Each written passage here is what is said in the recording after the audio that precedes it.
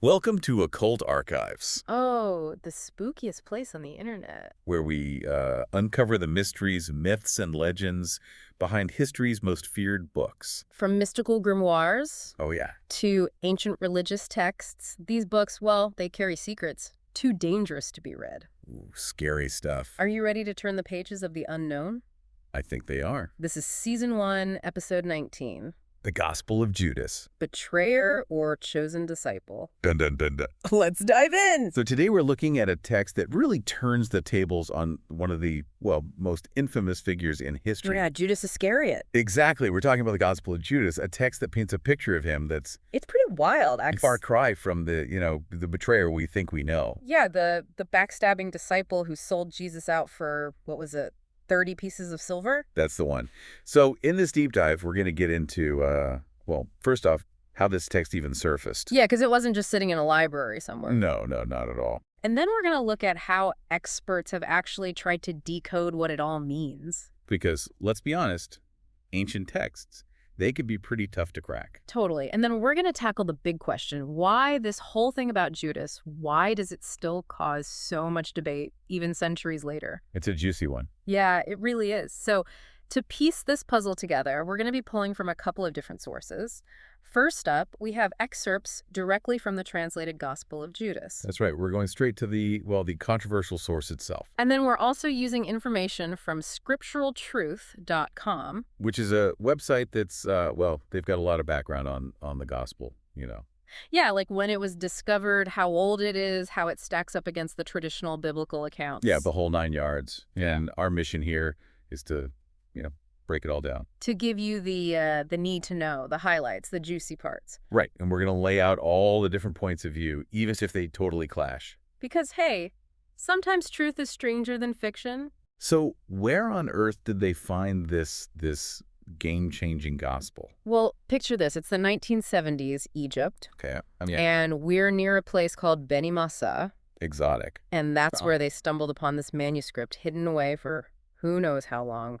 I love those kind of discoveries. It was written in Coptic, by the way. Coptic?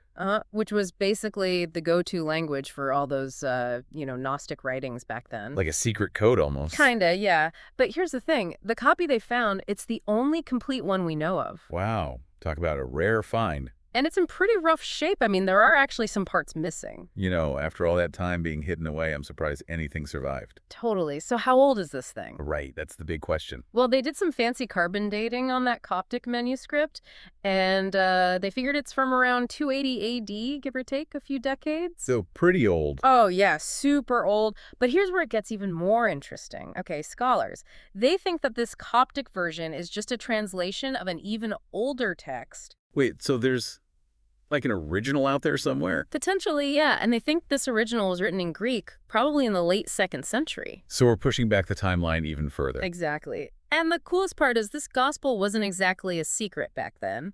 Wait, are you saying people knew about this way back when Christianity was just getting started? Yeah. There's this guy, Irenaeus of Lyons, writing around 180 AD, and he actually mentions a gospel that sounds a lot like our Gospel of Judas. And he's not a fan, by the way. So people were already debating this stuff back then. Oh, yeah, big time. Irenaeus straight up calls it, fictitious history.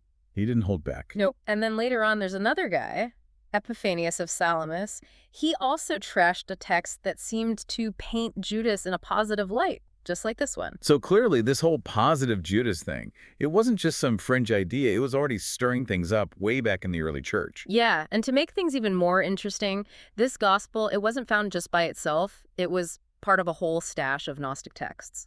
A real treasure trove of alternative perspectives. Exactly. So we've got these different views about Judas floating around right from the start, clashing with what would become, well, the official story. Okay, so let's get down to brass tacks. How does the Gospel of Judas actually differ from what we know from the standard Gospels? Okay, so in those familiar Gospels, Matthew, Mark, Luke, and John, Judas is the bad guy. Plain and simple? He betrays Jesus, hands him over to the authorities, which leads to the crucifixion. Right? And all for a handful of silver. Yeah, classic betrayal story. But then comes the Gospel of Judas, and it's like, hold up. Not so fast. It basically flips the script on us. So Judas is not a villain in this version? Nope, not at all. Instead of being a traitor, he's actually following Jesus's orders. No way. Yeah, the text even suggests that Jesus planned the whole thing, his own death, and Judas was just, playing his part. Wow, that changes everything. It's like Judas is a key player in this cosmic drama, not some greedy backstabber. Mind blown. But to really get why the Gospel of Judas goes this route, we have to understand those Gnostic ideas that are all over it. Right, the foundation on which this whole thing is built. Exactly. Yeah. So what were some of those beliefs, the Gnostic ones that really matter here? Well, one of the biggies, one that's super relevant to this whole Judas thing, is the idea that our physical bodies, they're basically prisons for our souls. So our spirits are trapped in these meat suits. Kind of, yeah. The Gnostics, they thought the material world and our bodies along with it, they were flawed creations, like a mistake. So they weren't too keen on the whole physical existence thing. Not really, no. So from that point of view, what Judas does by helping Jesus die, it's not a bad thing. It's actually a good thing. Because it frees Jesus' spirit. Yeah, it's like releasing a bird from a cage. So death isn't necessarily the end. It's more like a doorway to something greater. That's a key part of Gnostic thinking, and it plays a big role here. And then there's this other idea in the Gospel of Judas, this concept that there are two types of human. Like a spiritual upper class and everyone else. Kind of, yeah. So you have people like Judas who have these immortal souls that come from, these higher realms, what they call the eternal realms. Like VIPs of the spiritual world. Yeah, exactly. And they call them the strong and holy generation. Okay, so what about the rest of us? Well, the majority of humanity, they're kind of stuck in the material world, not really able to reach those same spiritual heights. So it's like not everyone gets to join the VIP club. Yeah, it's a kind of spiritual elitism where only some people have the potential for true enlightenment.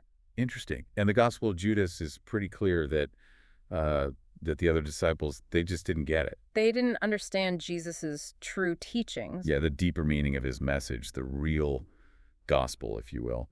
The text says that Jesus only revealed that to Judas.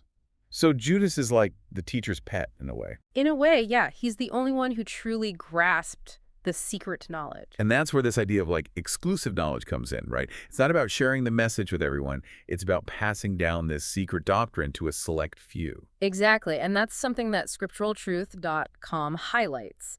They point out that this whole idea fits in really well with a specific type of Gnosticism called Sethian Gnosticism. Sethian Gnosticism, that's a mouthful. It is, but basically this tradition puts a lot of emphasis on Seth, Adam and Eve's third son. Right. They see him as this key spiritual figure, and the Gospel of Judas, it kind of draws parallels between Jesus and Seth. Interesting. So it's not just a different take on Judas. It's also drawing on this whole different understanding of the divine and where humans fit in. Exactly. And when you actually look at the stories and teachings within the Gospel of Judas, those Gnostic roots become even clearer. Okay, so let's get into the nitty-gritty. What are some of those key moments in the text? Well, one of the most important parts is a series of private conversations between Jesus and Judas that happen in the week leading up to Passover. So no big group chats, just one-on-one sessions. Yeah. Private tutoring with the master, Right. And this is really different from the canonical Gospels, where Jesus usually talks to all 12 disciples together. So Judas is getting the inside scoop. Exactly. And there are also some pretty interesting descriptions of Jesus in this Gospel. Like, what do you mean? Well, sometimes he appears to the other disciples not as an adult, but as a child. It's a weird image. Yeah, it's definitely symbolic. And then there's this scene where Jesus actually laughs at the disciples while they're praying. He laughs at them. Why? Well, they're saying a prayer of thanksgiving, and he asks them why they're doing that. He says that their actions aren't really coming from their own understanding, but that their God will be praised through them. He even goes so far as to say that none of them will truly know him. Ouch. That's gotta sting. Yeah, it creates a lot of tension, misunderstanding. The text says that the disciples get angry and start, blaspheming against him in their hearts because they just don't get it. Right, because they're missing that secret knowledge. Exactly. And then Jesus throws down a challenge. He asks them to point out the perfect human who can stand before him. So, who's the most spiritually advanced?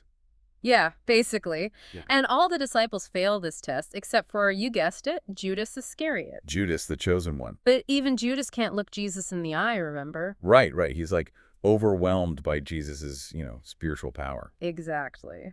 Jude says that Jesus comes from the immortal realm of Barbello.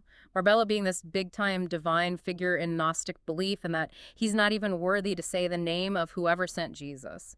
And Jesus, seeing that Judas gets it, tells him to leave the other disciples behind so he can reveal the mysteries of the kingdom. But he also warns Judas that he's going to go through some tough times and be replaced so the 12 disciples can be complete again. So even in this version where Judas is favored, he still pays a price.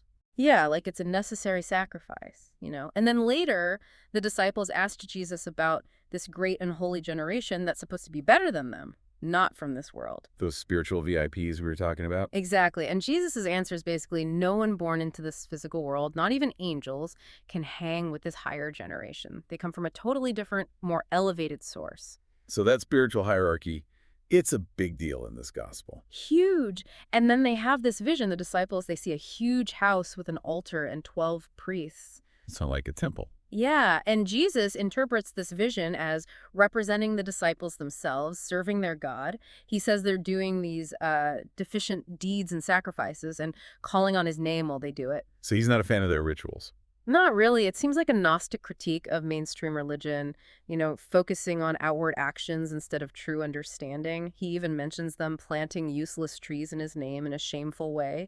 And then there's this whole discussion about individual stars connected to each person and what happens to souls after death. More Gnostic ideas about the soul's journey. Exactly. And then we get to Judas's big vision, which is really key to understanding his role. Right, because he sees himself being, stoned by the other disciples? Yeah, like he's being persecuted. And after that, he sees this massive house surrounded by all these important people. He wants to go in with them, but Jesus says no. Because the star that guides Judas, it's led him astray.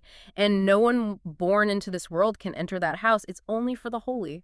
So even Judas, even though he's special in this gospel, he makes mistakes. That's the takeaway. And then Jesus goes on to explain more mysteries about the kingdom, the flawed nature of the stars and all these higher realms that we can't see. He even talks about the creation of angels and these divine beings called eons. Whoa, getting deep into cosmic stuff now. Yeah, deep dive for sure. And then he talks about how Adam and Eve were created by this lesser flawed creator god called Sackless. Sackless. Is that like Satan? Kind of. He's also known as Nebro or Yaldabaoth in some Gnostic texts. It's a very different story from the creation we see in Genesis. Definitely a different take on things. So Jesus is basically laying out this whole alternative cosmology. Yeah, and he explains why the true God gave spirits to humans and what makes that great generation so special. He even predicts that future generations will misuse his name. But one of the most important things he says is that he's going to sacrifice the man that clothes me. Meaning his physical body. Exactly. And he's saying this to Judas, putting him above all the other disciples. He's basically saying that Judas handing him over is a necessary sacrifice. Wow, so Judas is not just following orders. He's actually doing this crucial thing for Jesus. Right. And right after that, Judas sees a luminous cloud and enters it. Talk about an exit. Right. It's a far cry from that image of Judas, full of regret, killing himself. Yeah, this Judas is totally different. He's not driven by greed. He's a chosen one, entrusted with this secret knowledge, helping Jesus achieve his spiritual goal. He's like a spiritual guide, an obedient assistant, making sure the divine plan unfolds. So in the Gnostic world, he's kind of a hero. In a way, yeah. He's part of that holy generation, destined for great things, even though people will curse him. It's like he's playing the long game, right? Facing rejection now, but ultimately ruling in the end times. Exactly. And his star, the one that guides him, it leads him to that amazing cloud. It's a total reversal of the traditional Judas story. Totally. But let's be real. This gospel, it's pretty out there. What about its reliability, its historical context? Well, as we said before, the text itself is too late to have been written by Judas himself. Most scholars agree that it reflects those Gnostic ideas that were popular in the 2nd century and later. Right, it's more like a snapshot of those beliefs, not a historical account from Judas's time. Exactly, and it seems like whoever wrote the Gospel of Judas, they knew the canonical Gospels. So they were writing in response to those, maybe offering an alternative interpretation? That's a strong possibility. And remember how those early church leaders like Irenaeus and Epiphanius, they condemned this gospel. They were not happy with it. Nope, they saw it as heretical, as made-up history, specifically because it portrayed Judas in such a positive light and because its theology was so different from what was becoming, the accepted view. So it was a challenge to the emerging Christian orthodoxy. Exactly. So after looking at all this, what do you think the key takeaways are? What does this gospel tell us about Judas and those early days of Christianity? Well, for me, the Gospel of Judas really shows us that there were very different ways of understanding who Judas was. Yeah, it's a reminder that the early church wasn't this uniform group, everyone believing the same things. There were all sorts of different interpretations floating around, different ways of seeing Jesus and his followers. And this gospel gives us a peek into those alternative viewpoints, those ideas that didn't become mainstream. Right, and those marginalized voices can offer some really surprising insights. So, what stands out to you the most about this whole Judas thing, and does it make you question the story you thought you knew? What really gets me is how it flips the idea of betrayal on its head. In the traditional Gospels, it's this terrible act, motivated by selfishness. But here, it's portrayed as an act of obedience, even a sacrifice for a higher purpose. Yeah, it's almost like Judas is a martyr in this version. Right. It makes you think twice about those simple labels, good versus evil. The Gospel of Judas leaves us with this big question. Could the guy history has branded as the ultimate traitor actually have been a chosen disciple, a disciple who played a crucial role in a certain theological understanding? It's a thought-provoking idea for sure. It is, and it reminds us that there's always more to the story. The Gospel of Judas encourages us to keep exploring, to delve into those early Christian writings, and to listen to those voices that have been silenced or forgotten. Who knows what other surprises are waiting to be uncovered? Well, that's the beauty of the occult archives, isn't it? Always another mystery to unravel. Exactly. So, until next time, keep those pages turning, but maybe leave the lights on. Just in case. Yeah, you never know what might be lurking in the shadows. Sweet dreams, everyone. Pleasant nightmares.